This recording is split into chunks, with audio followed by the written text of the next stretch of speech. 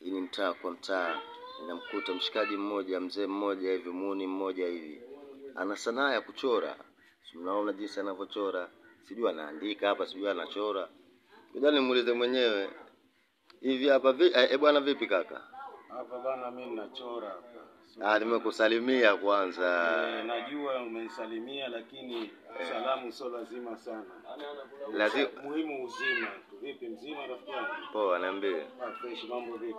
Naona hapo sijui unachora kitu gani, sijui unaandika kitu gani mzee. Hapa ni kama vile artist najaribu tu kuchora kitu fulani labda cha kupendezesha imezi na hii. Unaona kama jinsi ilivyo. Hapa sijamaliza, hapa ninaanza. Lakini lengo lako wewe kwa kuchora kitu gani hapa? Hapa. Hapa lengo langu mimi kuchora ua lolote la mfano peke yake linalopendeza.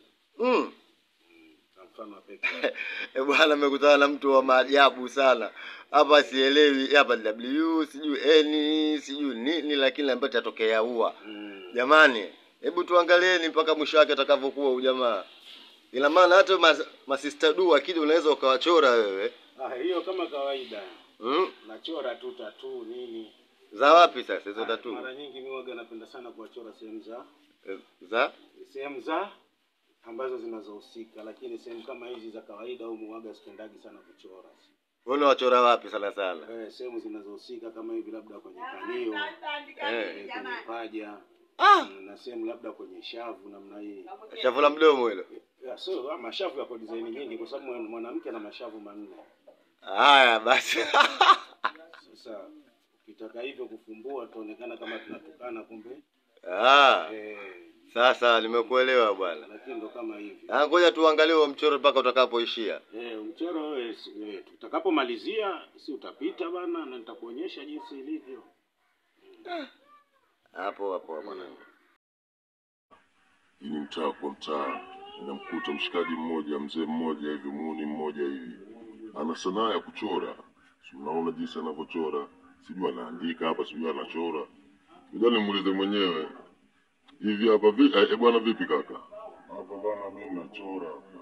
Nimekusalimia kwanza. Najua umenisalimia lakini salamu sio lazima sana.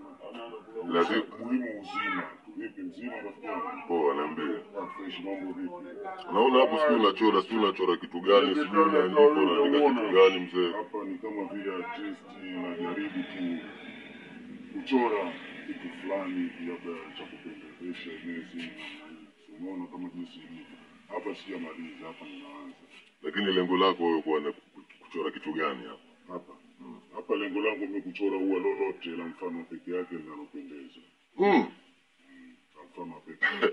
Bwana nimekutana na mtu wa maajabu sana. Hapa sielewi, hapa W, sijui N, sijui nini lakini ambaye tatokea ua. Jamani, hebu tuangalieni mpaka mwisho wake atakavyokuwa huyu jamaa. Ina maana hata masista du akija unaweza ukawachora wewe. Hiyo kama kawaida.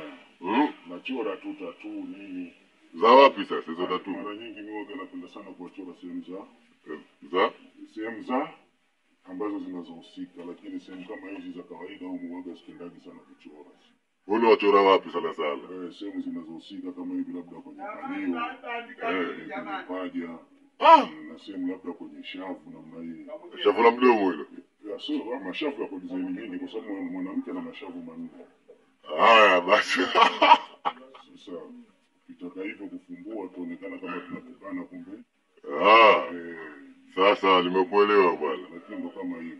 Ngoja tuangalie mchoro mpaka utakapoishia. Mchoro tutakapomalizia si utapita bwana na nitakuonyesha jinsi ilivyo. Hapo mwanangu.